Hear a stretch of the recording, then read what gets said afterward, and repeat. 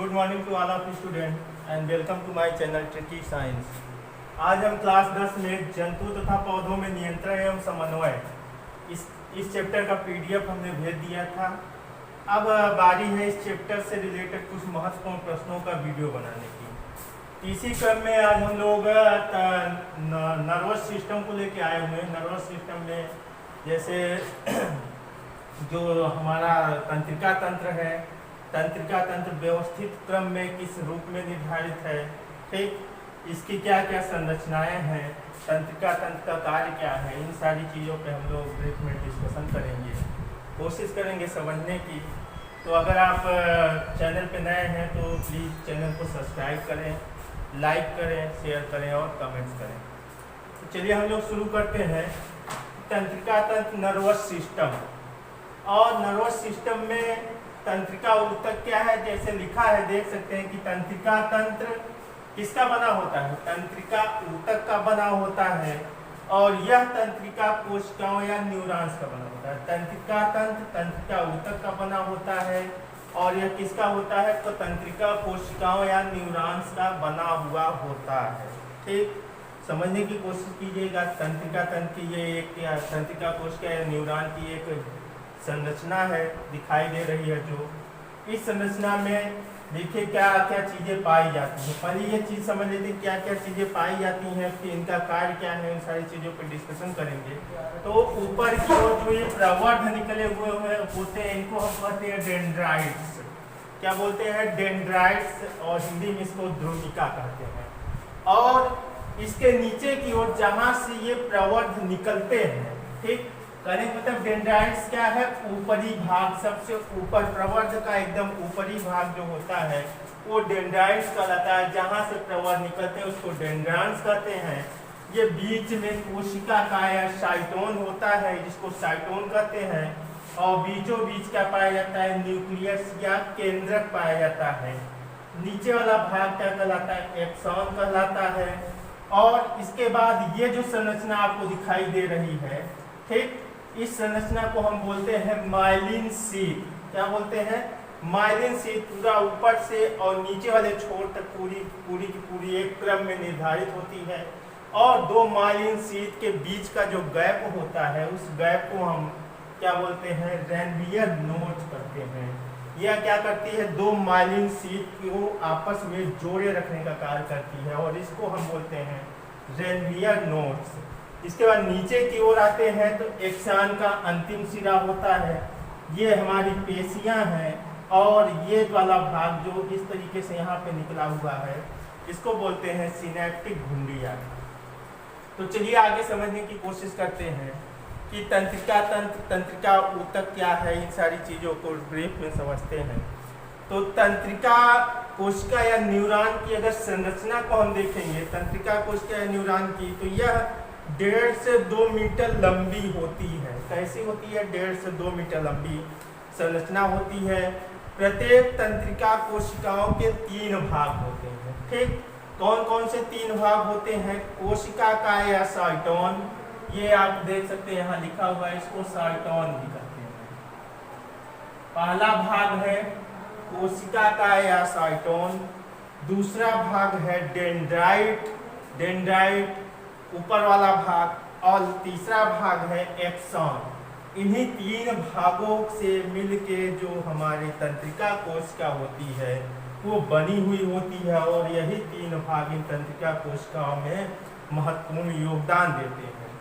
अब चलिए एक एक को समझने की कोशिश करते हैं कि कोशिका का या साइटोन क्या है, डेंड्राइट्स या डेंड्रॉन्स क्या है, एक्सॉन या तंत्रिकाक्ष क्या है। तो कोशिका का या साइटोन किसे कहते हैं, कि कोशिकाओं के मध्य में एक बड़ा केंद्रक तथा इसके चारों ओर कोशिका द्रव्य होता है। ठीक, कोशिकाओं के मध्य में क्या होता है, एक बड़ा केंद्रक होता है और चारों ओर कोशिका द्रव्य होता है। जो ये वाली संरचना आप लोग देख रहे हैं, डॉट डॉट है, ये कोशिका काय है। ठीक, और यही संरचना इसमें पाई जाती है। तो कोशिका द्रव्य में प्रोटीन के अनेक सूक्ष्म कण पाए जाते हैं, जिन्हें हम क्या कहते हैं, निसल्स कण कहते हैं। ठीक, ये क्या होते हैं, प्रोटीन के अति सूक्ष्म कण होते हैं, और इन्हीं को हम वास्तव में क्या बोलते हैं, निसल्स कण। निशल्स कण। तो कोशिकाकाय क्या है कि कोशिकाकाय के मध्य में एक बड़ा केंद्रक तथा इसके चारों ओर कोशिका द्रव्य पाया जाता है, ठीक। और कोशिका द्रव्य में प्रोटीन के अनेक सूक्ष्म कण होते हैं जिन्हें हम क्या करते हैं, निशल्स कण कहते हैं। ये प्रोटीन के सूक्ष्म कण एग्जाम में कभी कभी क्वेश्चन इससे पूछ लेता है कि निशल्स कण क्या होते हैं। तो निशल्स कण क्या है कि कोशिकाकाय में पाए जाने वाले प्रोटीन के अति सूक्ष्म कण, इन्हीं को हम क्या कहते हैं, निशल्स कण। अगला आता है डेंड्रॉन्स या डेंड्राइट्स या द्रुमिका, ठीक। तो ये क्या होती है कि कोशिकाकाय से अनेक प्रवर्ध निकले हुए होते हैं। अब ये आप देख सकते हैं कई प्रवर्ध निकले हुए हैं, 1 2 3 4 5 6 इस तरीके से अनेक प्रवर्ध निकले हुए होते हैं, ठीक। और क्या बोलते हैं कि इन्हें हम डेंड्रॉन्स कहते हैं। जो प्रवर्ध निकले हुए होते हैं इन्हीं प्रवर्धों को हम क्या कहते हैं, डेंड्रॉन्स कहते हैं। वास्तव में ये प्रवर्ध क्या करते हैं, इंटरलॉक करते हैं। किसको, एक कोशिकाकाय को दूसरी कोशिकाकाय के साथ इंटरलॉक या इंटरकनेक्ट करने का कार्य क्या करते हैं, डेंड्रॉन्स करते हैं, जिन्हें हम प्रवर्ध कहते हैं, ठीक। तो प्रत्येक डेंड्रॉन से भी पतले प्रवर्ध निकल रहते हैं जिन्हें डेंड्राइट्स या द्रुमिका कहते हैं, सिनेप्ट द्वारा जुड़े रहते हैं। प्रत्येक डेंड्रॉन से देखिए आप इनमें से क्या निकलेंगे, प्रवर्ध, पतले पतले प्रवर्ध अलग अलग भागों में विभाजित हो जाते हैं और इन्हीं को हम क्या कहते हैं, डेंड्राइट्स या द्रुमिका कहते हैं। और यह जुड़े किससे होते हैं, ये सिनेप्स द्वारा जुड़े हुए होते हैं। किससे जुड़े होते हैं, सिनेप्स द्वारा। क्वेश्चन एक आता है कि डेंड्रॉन्स किससे जुड़े हुए होते हैं, तो डेंड्रॉन्स जुड़ते हैं किससे, सिनेप्स से।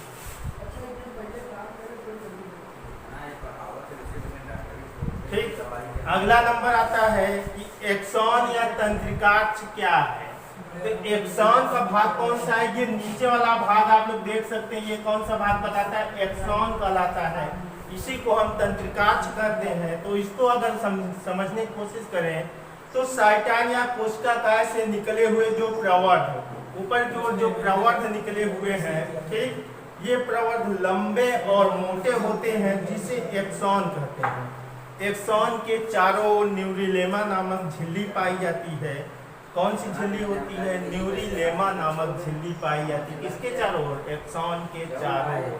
अब एक्सॉन क्या है, ये वाला भाग एक्सॉन है। अब इसके चारों ओर एक पतली झिल्ली पाई जाएगी। इस झिल्ली को हम क्या बोलते हैं, न्यूरिलेमा कहते हैं, ठीक। और यह आच्छादित होती है किससे, माइलिन शीट से। देख सकते हैं कि एक्सॉन यहाँ से लेके यहाँ तक आया हुआ है और इसके चारों ओर एक निश्चित क्रम में क्या जुड़ा हुआ है, माइलिन शीट जुड़ी हुई है। और यह माइलिन शीट इंटरकनेक्ट किससे हो रही है, रेनवियर नोड से कनेक्ट हो रही है। कनेक्ट मतलब रेनवियर नोड्स जो है वो माइलिन शीट को जोड़ने का कार्य करता है। एक माइलिन शीट को दूसरे माइलिन शीट से कौन जोड़ता है, रेनवियर नोड्स जोड़ते हैं। जो गैप होते हैं इसी गैप को हम रेनवियर नोड्स कहते हैं, ठीक।